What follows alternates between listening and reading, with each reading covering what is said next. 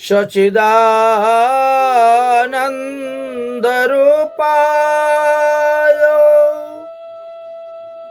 বিশ্ব উৎপত্তাদি হেতবে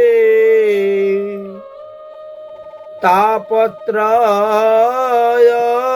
বিনাশায় শ্রীকৃষ্ণায় বয়ম নমঃ। শুধু ভক্তবৃন্দগণ, চৈত্র মাসের কৃষ্ণপক্ষে যে পাপমোচনী একাদশী, এই একাদশীটি সর্বত্র সর্ববঙ্গদেশেই পালন করা হচ্ছে। কিন্তু ওই দিবসে শ্রীধাম বৃন্দাবনবাসীগণ তারা উন্মিলিনী মহাদ্বাদশী ব্রত পালন হবে, অর্থাৎ তারা পাপমোচনী একাদশী ব্রতের ফলও পাবেন এবং উপরন্ত উন্মিলিনী মহাদ্বাদশী ব্রতের ফলও পাবেন। একই দিবসে ব্রত হবে, কিন্তু সূর্যোদয়ের তারতম্যতার কারণে এবং তিথি বিস্তার আগে পিছনের কারণে বা কিছু নক্ষত্র যুগের কারণে দেখা গেল যে দুই জায়গার লোক দুই রকম ফল লাভ করতে পারবেন। এই যে উন্মিলিনী দ্বাদশী বা পাপমোচনী একাদশী একই দিবসে পড়েছে 30 ফাল্গুন, মানে ফাল্গুন মাসের সংক্রান্তি দিন 1432 বাংলা রবিবারে বঙ্গদেশে উন্মিলিনী বঙ্গদেশে পাপমোচনী একাদশী আর ব্রজধামে উন্মিলিনী মহাদ্বাদশী ব্রত পালন করা হবে।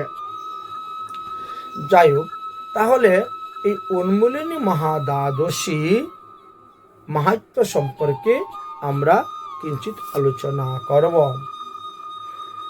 ব্রহ্মবৈবর্ত পুরাণে বা আমাদের হরিভক্তি বিলাসে লেখা আছে, একাদশী তু সম্পূর্ণা বর্ধতে পুনরেব দ্বাদশী ন চ বর্ধতে কর্তৃত্বম উন্মিলিনং সা।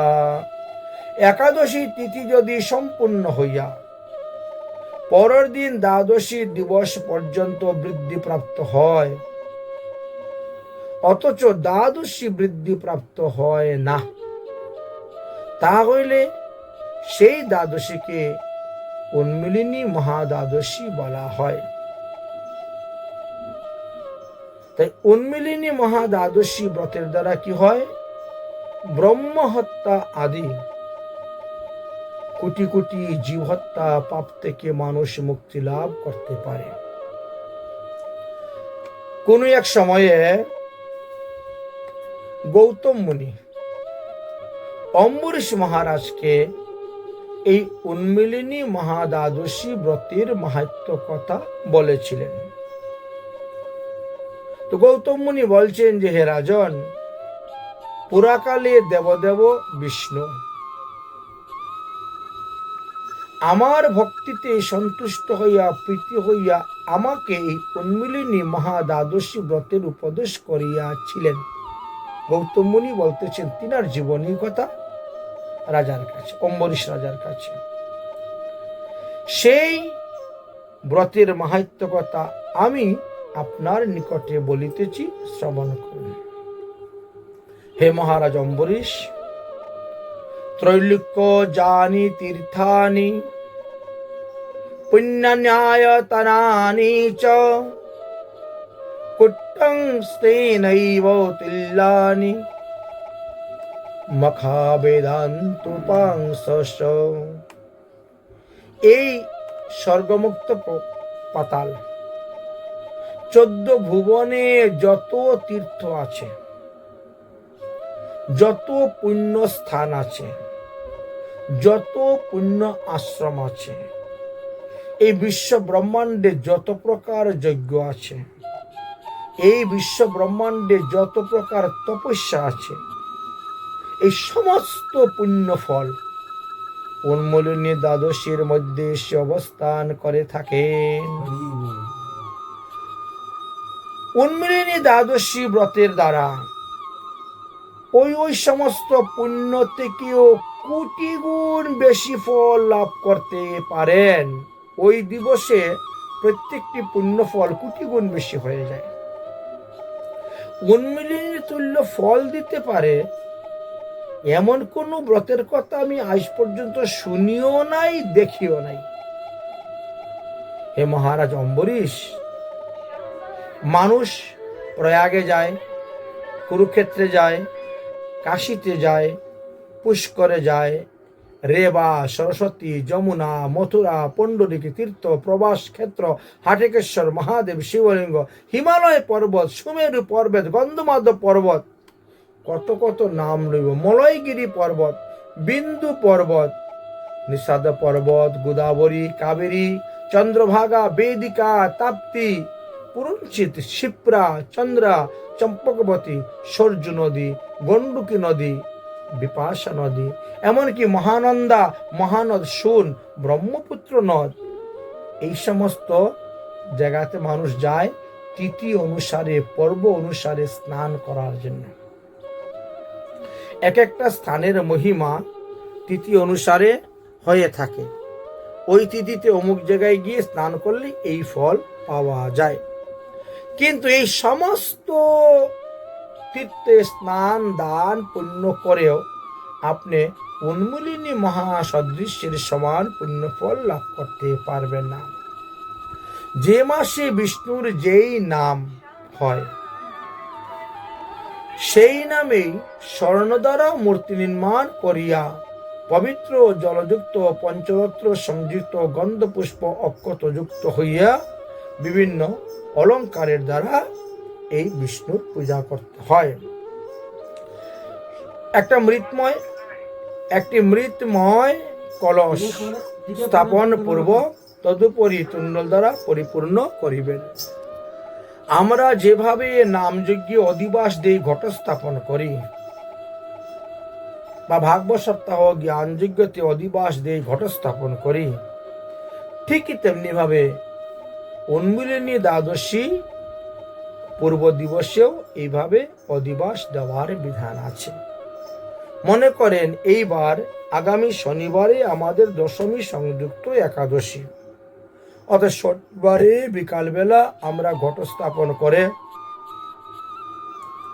ওর মধ্যে ভগবান বিষ্ণুর পূজা করা হবে, পুরুষোত্তম স্তোত্র মন্ত্রের দ্বারা পূজা করা হবে, এক একটি দ্রব্য প্রদান করা হবে, বস্ত্র, উপবস্ত্র, উত্তরীয় বস্ত্র, যজ্ঞসূত্র, মালা, চন্দন, পাদুকা, ধূপ, দীপ, নৈবেদ্য, ছত্র, যে যা পারে, কেউ বা পঞ্চ উপচার, কেউ বা দশ উপচার, কেউ বা 16 উপচারে ভক্তিপূর্বক ভগবান বিষ্ণুকে এই সমস্ত দান করবে।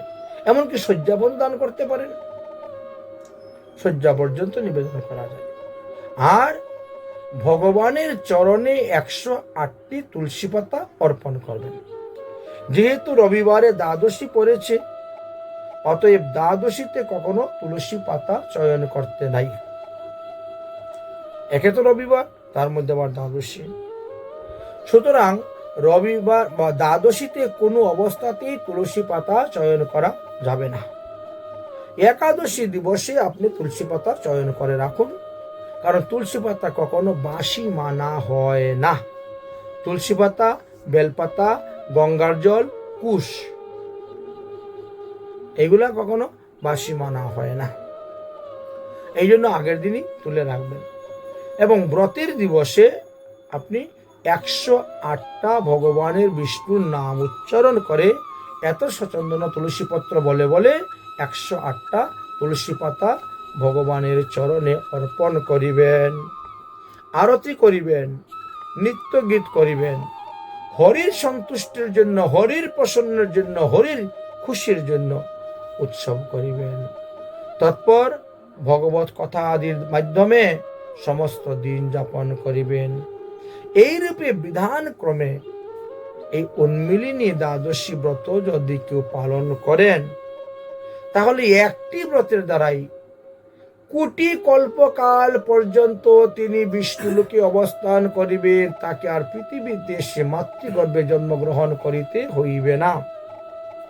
যে ব্যক্তি এই প্রকারের বিধি বিধান নিয়ম অনুসারে উন্মিলিনী ব্রত পালন করেন, আর সে তো ইহকালে ধনী হইবে, দীর্ঘ আয়ু হইবে, পুত্র পুত্রাদি নিয়ে সুখে বাস করবে, আর পরকালে ভগবত ধামে গমন করে ভগবানের কাছে থাকবে। তাই তো উন্মিলিনী দ্বাদশীর এতটাই মহিমা। উন্মিলিনী দ্বাদশীতে যাহারা রাত্রি জাগরণ করেন তারা আরো ভাগ্যবান। তাদের পুণ্যের কথা আর কি বলবো। কাশীতে বাস করে গঙ্গার তীরে যদি কেউ 1000 বৎসর এক পায়ে দাঁড়িয়ে তপস্যা করে, তদ্বারা তিনি যে ফল পাবেন, এক উন্মিলিনী দ্বাদশী রাত্রি জাগরণে সেই ফল পাবেন। কোথায় 1000 বৎসর আর কোথায় এক রাত্রি। উক্ত ফল উন্মিলিনী দ্বাদশীতে রাত্রি জাগরণে নরনারীগণ লাভ করতে পারেন। 1000 যুগ উপবাস করিলে যে পুণ্য ফল লাভ করা যায়, শুধু উন্মিলিনী ব্রতেতে উপবাস করলে এবং রাত্রি জাগরণ করলে সেই ফল লাভ করা যায়। 1 কোটি যজ্ঞ অনুষ্ঠান করে মানুষ যে পুণ্য ফল লাভ করতে পারে, কেবল উন্মিলিনী দ্বাদশীতে রাত্রি জাগরণ করলেই সেই ফল লাভ করিতে পারেন। যে ব্যক্তি উন্মিলিনী মহাদ্বাদশীতে রাত্রি জাগরণ করে না বা উন্মিলিনী মহাদ্বাদশী ব্রত করে না, তাদের মধ্যে কি হয়, পরস্পর হরণ এবং পরদার পাপ তাদের দেহের মধ্যে গিয়ে আশ্রয় করিয়া থাকে। তাই কোনো অবস্থাতেই উন্মিলিনী দ্বাদশী ব্রত ত্যাগ করতে নেই। যাহারা অষ্টমহাদ্বাদশীর অন্তর্ভুক্ত উন্মিলিনী মহাদ্বাদশী ব্রত পালন করে না, তারা 14 জন ইন্দ্র যতদিন পর্যন্ত রাজত্ব করবে ততদিন পর্যন্তই তাদেরকে নরকে বাস করিতে হয়। একাদশী কলাহোপিকা পরতো দ্বাদশী ন চেত তত্র কৃতো শতং পুণ্যম ত্রয়োদশ্যান্ত পারণম। যদি দ্বাদশী দিবসে 1 কলাও একাদশী থাকে আর ত্রয়োদশী দিবসে যদি দ্বাদশী না থাকে, তাহলে উন্মিলিনী মহাদ্বাদশী ব্রত 100 কোটি যজ্ঞের ফল লাভ হইয়া থাকে। ত্রয়োদশীর প্রাতকালে দ্বাদশী থাকুক বা না থাকুক, উন্মিলিনী ব্রতের নিত্যান্ত বিধান অনুসারে দ্বাদশীতে ব্রত করেও ত্রয়োদশীতে পালন করা যায়। কিন্তু একাদশী সংযুক্ত দ্বাদশীতে ব্রত করে দ্বাদশীর মধ্যেই পালন করাটা শ্রেয়। এই যে অষ্টমহাদ্বাদশীর কথা আমাদের শাস্ত্রে বর্ণন করে গিয়েছেন, এই অষ্টমহাদ্বাদশী একাদশী হইতে শতগুণ শক্তিশালী। তাহলে অষ্টমহাদ্বাদশী কি কি? উন্মিলিনী ব্যঞ্জলিশ্চ ত্রিপস্যা পক্ষবর্ধিনী জয়া চ বিজয়াশ্চৈব জয়ন্তী পাপনাশিনী। দ্বাদশা অষ্টমহাপুণ্যম সর্ব পাপ হরা দ্বিজ তিথি যুগেন জায়ন্তে চতুস্রাপরাঃ স্ততঃ নক্ষত্র যুগেন বালাৎ পাপাং প্রশময়ন্তি তাৎ। সুতমুনি কোনো এক সময়ে নৈমিষারণ্যে 60,000 ঋষিদের কাছে বলেছিলেন, হে ঋষিগণ, একাদশী শুদ্ধ হইলেও কোনো কোনো ক্ষেত্রে শুদ্ধ একাদশী পরিত্যাগ করিয়াও তুমি মহাদ্বাদশী ব্রত পালন করিবে। এতে শুদ্ধ একাদশী না করলেও যদি কোনো পাপ হয়, তাহলে সেটা মহাদ্বাদশী সেই পাপকে মার্জন করে দিবেন, ক্ষমা করে দিবেন। অতএব শুদ্ধ একাদশী পালন না করলেও সেখানে শাস্ত্র মতে কোনো দোষ হবে না, প্রত্যয় হবে না, লোকসান হবে না। কিন্তু অষ্টমহাদ্বাদশী তুমি অবশ্যই পালন করিবে। অর্থাৎ উন্মিলিনী, ব্যঞ্জলি, ত্রিপর্ষা, পক্ষবর্ধনী, জয়া, বিজয়া, জয়ন্তী, পাপনাশিনী। এই অষ্টমহাদ্বাদশী মহাপুণ্য স্বরূপ জানিবেন এবং নিখিল পাতক হারিণী। তাদের মধ্যে প্রথম চারটি অর্থাৎ উন্মিলিনী, ব্যঞ্জলি, ত্রিপস্যা, পক্ষবর্ধনী, এই যে চারটি ইহারা তিথি যুগে হয়ে থাকে। আর জয়া, বিজয়া, জয়ন্তী, পাপনাশিনী এই চারটি মহাদ্বাদশী নক্ষত্র যুগে হইয়া থাকে। ইহাদের মধ্যে সময়ের ভেদ থাকে বলিয়া প্রতি বৎসর একই মাসে, একই সময়ে, একই নক্ষত্রে কখনো হয় না। উন্মিলিনী মহাদ্বাদশী কি করেন? ব্রহ্মহত্মাদি সমস্ত পাপ থেকে মুক্ত করেন। ব্যঞ্জলিনী মহাদ্বাদশী অযুক্ত জীবহত্যা পাপ থেকে মুক্ত করেন। ত্রিপর্ষা মহাদ্বাদশী চতুর্বিধ মহাপাতক থেকে শোধন করে দেন। পক্ষবর্ধনী মহাদ্বাদশী অশেষ কলুষ নাশ করে থাকেন। জয়া, বিজয়া, জয়ন্তী এই তিনটি মহাদ্বাদশী মানুষের প্রেতত্ব মোচন করিয়া থাকেন। আর পাপমোচনী মহাদ্বাদশী যেটি, এটি দুষ্কৃতিকারীগণকেও নরকে যেতে হয় না, নরক থেকে তাদেরকে উদ্ধার করে দেন। দ্বাদশা অষ্ট সমাখ্যানম ইয়াহা পুণ্য বিচক্ষণে তৈস্বামেকামপি তদন্তা হন্তি পুণ্যা পুরাকৃতম। সুতমুনি বললেন, হে শৌনকাদি ঋষিগণ, পুরাকালে এই যে অষ্টমহাদ্বাদশীর কথা বর্ণন হয়ে আসছে, তার মধ্যে যদি কেউ একটা দ্বাদশী পরিত্যাগ করে তাহলেই তার লোকসান হয়। এই জন্য কখনো অষ্টমহাদ্বাদশীর মধ্যে কোনো দ্বাদশীকে পরিত্যাগ করিতে নাই। বরং শুদ্ধ একাদশী পরিত্যাগ করলেও অতটা দোষ নয়, কিন্তু অষ্টমহাদ্বাদশী ত্যাগ করলে যে দোষ হয়। কুহুরাকারে যদা বৃদ্ধি প্রাপ্তয়ে পক্ষবর্ধিনী বিহায় একাদশং ততো দ্বাদশীং সমুপাসয়ে পুণ্যশ্রবণ পুষ্পাদাং রোহিণী সংযুতং তথা উপাস্যাতাং সমফলম দ্বাদশম অষ্ট পৃথক পৃথক।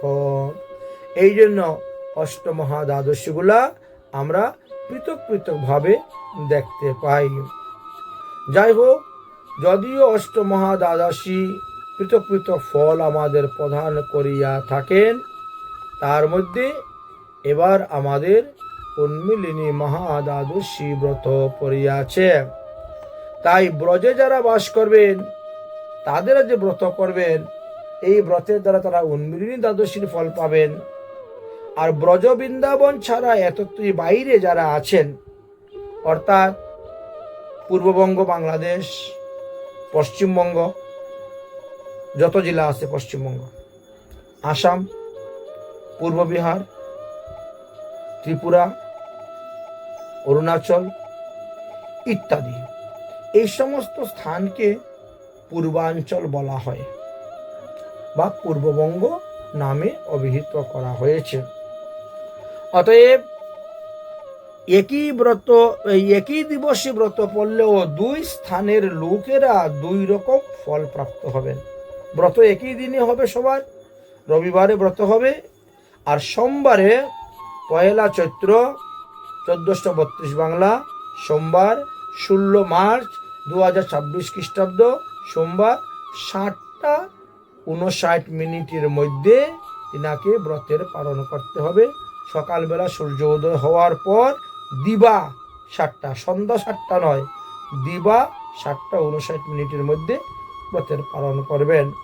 তো এইভাবে আমরা উন্মিলিনী দ্বাদশীর মাহাত্ম্য কথা এবং পাপমোচনী একাদশীর মাহাত্ম্য কথা আমরা আস্বাদন করলাম। রাধে রাধে।